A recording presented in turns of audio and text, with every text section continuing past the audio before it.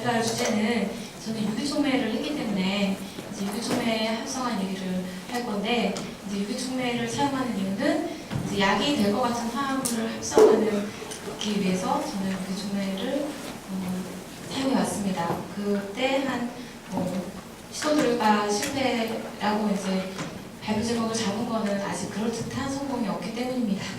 예, 그래서 파트는 전체 4가지로 구성되어 있는데, 파트 1은 박사과정 때 했던 내용이고요. 파트 2하고 3는 지금 저희 랩에서 이미 했거나 진행 중인 내용이 있습니다. 예. 오늘 세션을 보니까 바이오로직스도 있었기 때문에 드럭이라는 말을 재정의하겠습니다. 뉴 몰리큘러 엔터티라고 해갖고 스몰 몰리큘 드럭을 붙이는 말인데요. 스몰 몰리큘 드럭 역시 케미컬입니다. 다만 케미컬은 케미컬인데 특수한 상황에 있는 케미컬이어서 굉장히 까다로운 조건을 만족시켜야 하는 케미컬입니다. 이 케미컬을 약으로서 잘 만들기 위해서 화학 반응론도 연구해야 되고, 화학 반응론을 누가 연구해 놓으면 진짜 드럭으로서의 그 활성을 맞춰가면서 만드는 사람도 필요하고, 그 의학화학 분야이고요. 그런 다음에 이거를 API 레벨로 공정해서 생산을 해야 되는데, 그 부분이 공정화학 레벨입니다. 지금 현재 아카데미아에서는 공정화학은 거의 연구되는 분야가 없고요. 제가 학위 과정 때 했던 것은 화학 반응론이고요. 가장 이제 약대에서 합성을 한다고 하면 의학화학을 많이 이제 연구하고 계십니다. 촉매 반응하고 약하고 무슨 관계가 있는데 라고 한다면, 가장 큰 연결고리는 바로 이펙터에서 찾을 수 있습니다. 파마슈티컬 인더스트리는 다른 파인 케미컬에 비해서 이펙터가 굉장히 높습니다. 그래서 그 오일을 이제 정유 산업에서 이펙터가 1이라고 하면 거의 한 1000배에 육박합니다. 그렇기 때문에 폐기물을 잘 줄이는 합리적인 반응 방법을 개발하는 것은 지속 가능한 발전을 위해서도 굉장히 중요합니다. 그럼 그때 가장 기여할 수 있는 게 누군데라고 하면 바로 촉매 반응이 될 것입니다.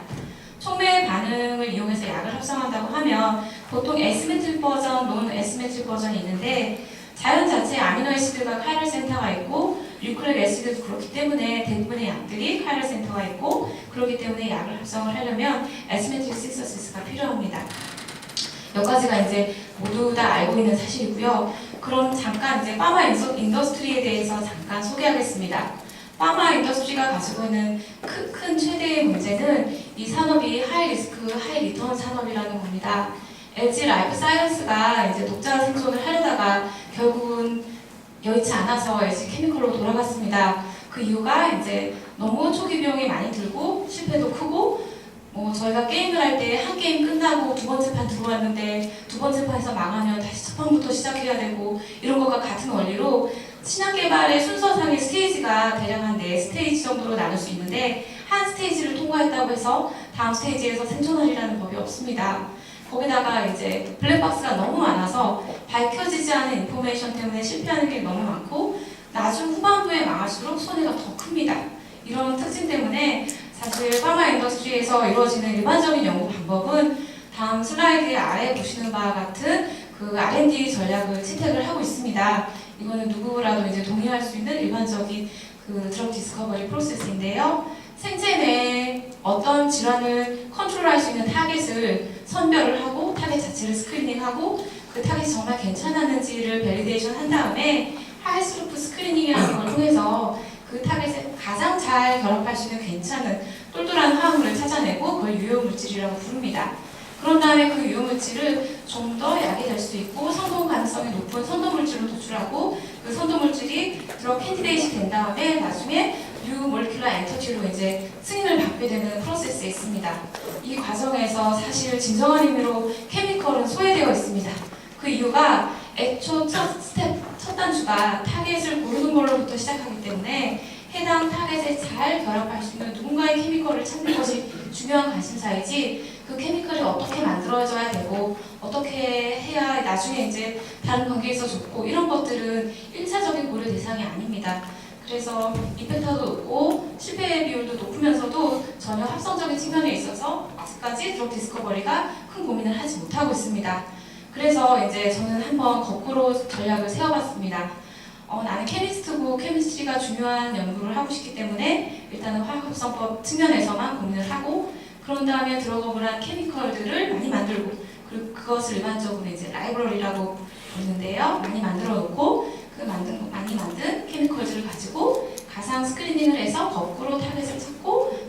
활성 실험을 해서 빤만에 넘기는 일을 하자라고 마음을 먹었습니다.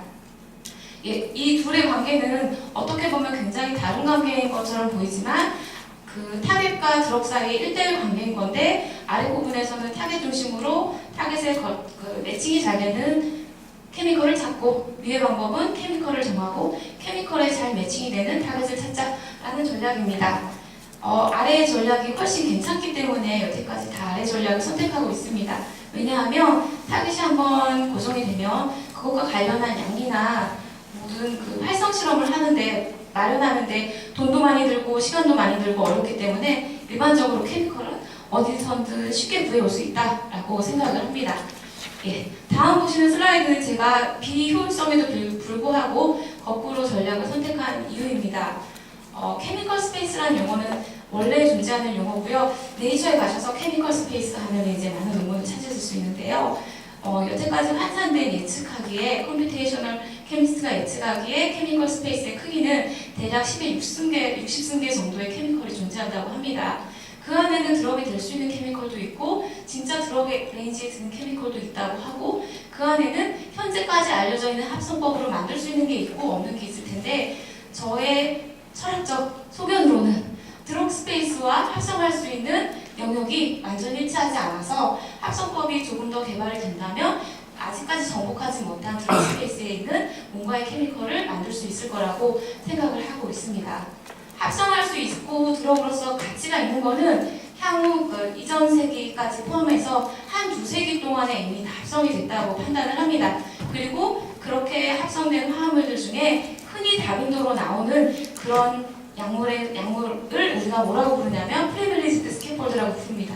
그래서 이에 대한 대립된 생각으로 나는 언프리시던티드 스캐폴드를 한번 만들어 보겠다 라고 전략을 세웠고 그럼 어떤 방법으로 만들 거니? 나는 캐탈라이시스를 사용해서 언프리시던티드 스캐폴드를 만들겠다 라고 계획을 세웠습니다.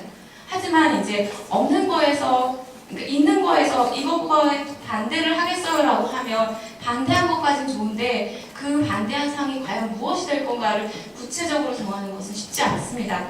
제가 바이올로지스트가 아니기 때문에 아무리 괜찮고 신규한 구조의 화합물을 만든다 하더라도 그게 정말로 어떤 활성이 있을지 스터디를 하기에는 아무 클루가 없습니다. 그래서 제가 선택한 전략은 두 가지입니다. 첫 번째로는 차별성, 신규성, 2D 구조.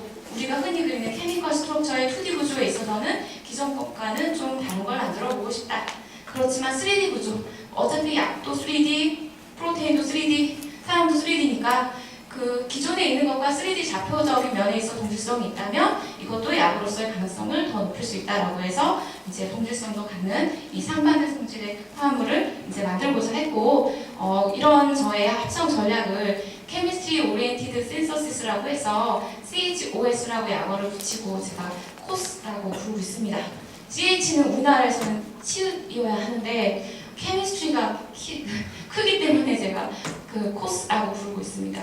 현재까지 저의 코스 리서치로 이제 이러한 거를 그냥 플로우차트로 만들어 본 거고요. 이 그 리서치 전략과 뭐 트렌드 뭐 이런 거는 그냥 저 혼자 만든 거지 아직 통용되는 게 아닙니다. 예, 그럼 이걸 왜 했나라고 하면 제가 그 석박사 학위를 하러 대학원이라는 곳을 들어갔는데 그랩이 약대에서 촉매를 하는 랩이었습니다. 그래서 촉매하는 랩에서 6년 동안 촉매를 만들다 보니 이제 그 다음 것을 하고 싶은 이제 그 욕구가 생겨서 하게 됐습니다.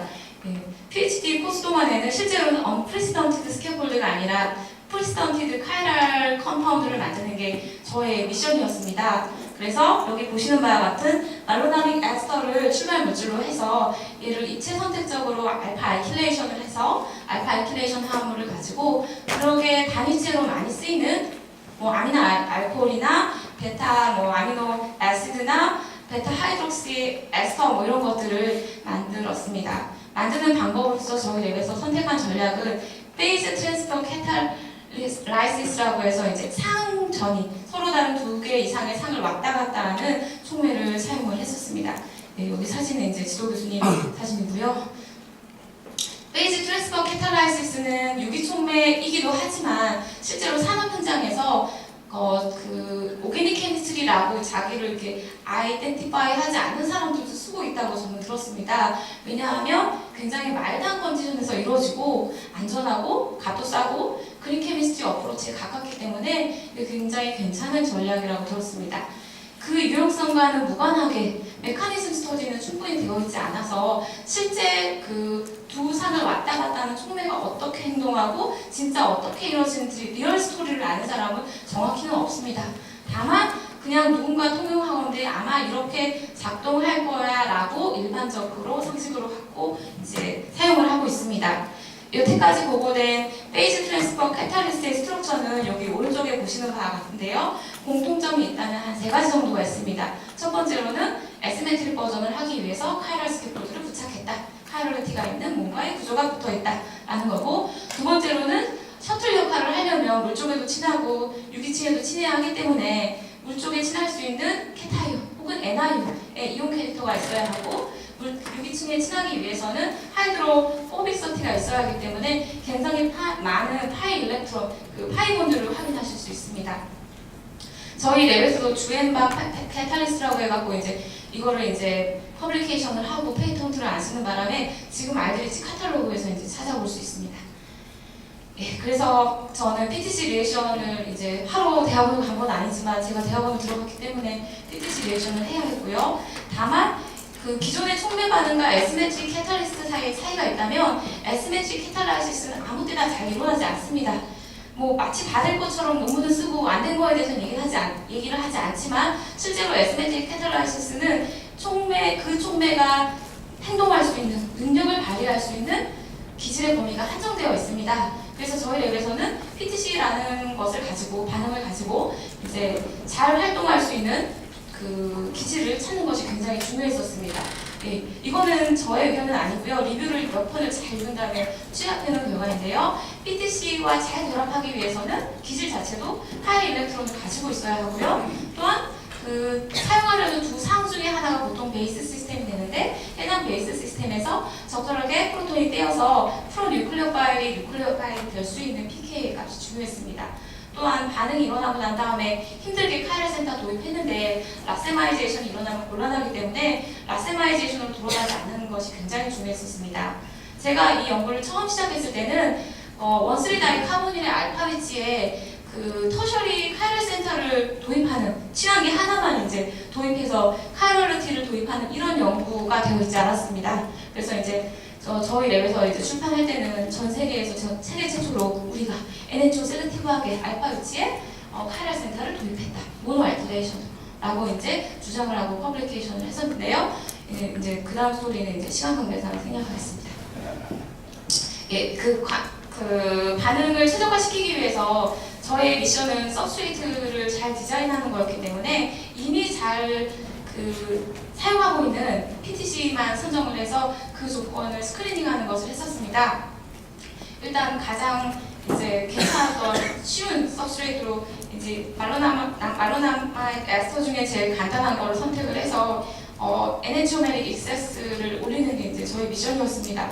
오늘 이제 그 학회에 관련해서 이제 내용을 듣다 보니까 그 애시메트릭 신소시스를 하더라도 2%로 제시하고 다른 방법으로 제시는 걸 봤는데 이제 저희 같은 경우는 카이럴 HPLC를 사용해서 라세메이트와 내가 만든 카이럴 폼 사이의 존재 비를 이제 HPLC를 통해 측정을 하고 있습니다. 그리고 그렇게 해서 개발하는 최대 컨디션 하에서 다양한 종류의 서브스트레이트에 대해서 이 반응이 굉장히 잘 워킹을 해서 최대 이제 95%에 육박하는 2%가 나온다는 것과 확인을 했습니다. 거기까지는 굉장히 해피한 결과였고 저도 제가 굉장히 똑똑한 학생인 줄 알았는데 그 다음부터 구분이 시작됐습니다. 예, 이제 만들고 난 다음에 말로나마이드 에스터 그 자체는 터셔리 카이럴 센터가 굉장히 라세마이제이션이 잘 되기 때문에 더 이상 카이럴리티가 움직이지 않으면서도 약으로서 흔히 잘 사용하는 물질로 바꿀 필요가 있었는데 바꿀 때마다 다 라세마이제이션이 일어나서 내가 이러다가는 졸업을 못하겠구나 라는 이제 그 위기의식이 왔습니다. 그래서 오만 조건을 막 다 해서 겨우겨우 찾은 게 웬만한 뉴클리어 파일 컨디션에서는 안 되는구나 라고 해서 어쩔 수 없이 레도스 시스템을 이용해서 스크리닝을 하게 됐고 하이드라이드가 제일 작은 뉴클리어 파일이기 때문에 리덕션 컨디션에서 분리시키거나 키모셀렉티브하게 에스터나 아마이드 중에 하나만 건드려서 이제 다행히 이제 졸업할 수 있는 결과를 이제 만들어냈습니다. 그렇지만 나는 분명히 미션을 완수했지만 알 수 없는 이제 외로움이 이제 몰려왔습니다. 내가 이걸 하려고 이 시간을 보냈구나. 이게 굉장히 중요하고 괜찮고 나한테는 의미 있는 반응이긴 한데 기왕이라면 스테이지를 적게 하고 내가 한 스텝 카이랄 신서시스를 했으면 이게 파이널 프로덕트였으면 참 좋겠다. 거기다가 내가 모디파이 하기 위해서 버린 아톰이 너무 많구나. 어텀 이코노미컬 하다면 매우 좋겠고 그러면 이펙터도 낮출 수 있겠구나 라고 이제 생각을 했었습니다. 네. 그것과는 별개로 이제 그 기승전결의 스토리가 있습니다. 어떤 리액션 메소돌러지가 괜찮다고 개발을 했으면 저희 약학 쪽에서는 진짜 약을 만드는데 이게 잘 워킹한다는 걸 보여줘야 했기 때문에 이제 우울증 치료제로 알려져 있는 그 마이너스 파라세타인이라는 이제 물질이고 저희 시판 약으로는 팍십이라고 나오는 이 물질을 직접 입체 선택적으로 전합성을 해야 했고 이 전합성을 완료하였습니다. 여기까지는 이제 프리빌리지드 카이랄 스캐폴드의 역사이고요. 이 합성을 진행하는 과정에 이제 아무래도 레독스 시스템이 괜찮은 것 같다. 어떤 반응이 일어나고 안 일어나고를 아이오닉 메커니즘으로 설명을 하려면 다 하는데 레독스는 좀 연구할 게 많을 것 같다라고 생각을 해서 하게 됐고요. 그 결과 이제 두 번째로는 템포를 캐탈리스트로 하고 옥시던트로 아이오딘을 사용을 해서 CH 펑셔널라이제이션을 통해서 옥시던트 사이클라이제이션을 할 수 있었습니다. 이때는 이제 CHOS 코스 전략으로 만든 거지만 이걸 가지고 유기화학 논문을 낼 수가 없어서 유기화학 그 사람들의 관심사에 맞춰서 이제 이걸 왜 했는지를 만들어냈고요. 출발물질로는 이렇게 그 아미노 알코올을 사용해서 터시리 아미노기와 알코올기를 구별을 해서 이제 사이클라이제이션을 할 수 있다는 걸 보여주고 선택적으로 한 곳으로만 한 프로덕트로만 잘 가는 조건을 찾는 과정을 수행했습니다. 그 결과 제가 찾은 조건에서 다양한 서브스트레이트를 가지고 원하는 프로덕트를 얻을 수 있었고 비록 이거는 총매 자체가 카이랄리트를 가지고 있지는 않지만 반응의 메커니즘상 그 NHO 셀렉티브까지는 아니어도 C 혹은 안티 한 가지 카이랄폰만을 얻어낼 수 있는 그런 조건을 얻었고 이 반응을 설명하기 위해서 DFT 캐큘레이션을 해서 적절한 컨디션을 찾는 것을 그러니까 이 조건이 이 결과가 왜 나왔는지를 설명할 수 있었습니다. 사실 애초에 DFT를 계획을 할 때는 제발 이 반응이 아이오닉 메커니즘이 아니었으면 좋겠다. 그래야 나도 좀 새로운 걸 했다고 얘기할 수가 있으니까 라고 했지만 계산 결과는 아이오닉이 그냥 더 좋았습니다.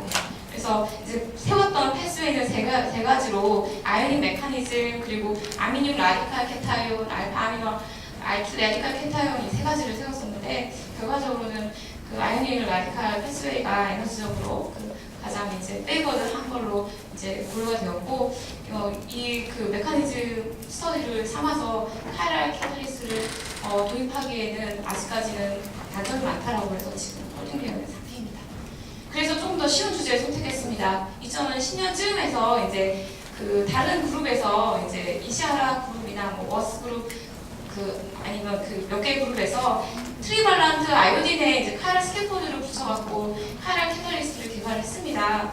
아이오딘은 이제 유일하게 넌 메탈 중에 유일하게 파이백 본딩을 하기 때문에 굉장히 재미있는 레독스 반응을 이제 기대할 수가 있었고 저희 랩에서도 이걸 캐치를 해서 이시아라 캐탈리스트를 잘 DFT 연구를 해갖고 여기다 어느 위치에 무엇을 붙이면 좋을지를 한번 해보자 라고 이제 야심차게 시작을 했고 했지만 그랬습니다. 그래서 지금까지 연구된 결과는 이시아라 그룹에서 그 안개반대 퍼블리케이션을 할 때는 NH 토픽 베이스가 이게 이제 서브스트레이트인데요. 서브스트레이트를 기준해서 요면에 앞면과 뒷면에 NH 토픽 베이스가 생겨서 앞으로 결합할 건가 뒤로 결합할 것인가 인트라몰리큘라 반응이어서 그 카복실릭 애시드의 하이드록시가 그 면의 앞 혹은 뒤로 결합할 것인가를 구별을 하는 것을 이제 입체 선택적으로 설명을 할 수 있었고 거리도 다 재고 입체 선택성을 부여를 해가면서 이 카탈리스트의 성질을 더 높일 수 있는 다른 서브스티튜언트를 뭘 붙이면 좋을까를 열심히 연구를 해서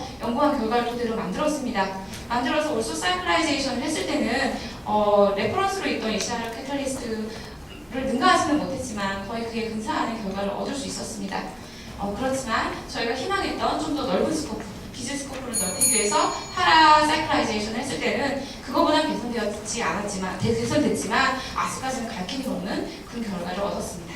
오늘 제 발표에 이제 마인드맵으로 만든 거고요. 오가노 캐탈라이시스를 하고 있고요. 제가 이제 공동 연구를 열심히 해야 되기 때문에 앞에 있던 코스 전략 이런 걸 설명하면 아무도 나랑 공동 연구를 안 할 거기 때문에 이제 병원이나 약 쪽에서 연구하는 사람들한테 나는 이런 그 시스템으로 연구를 하고 있고 필요한 거 있으면 얘기를 해라라고 해서 이제 열심히 공동 연구를 하고 있습니다.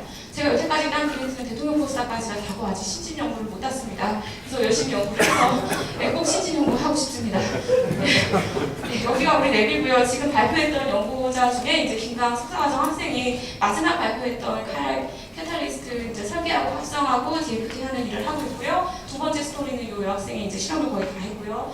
그 연구 교수인 백하나 아라세티 박사가 이제 서포팅을 해서 저희가 퍼블리케이션을 다 완수할 수 있었습니다.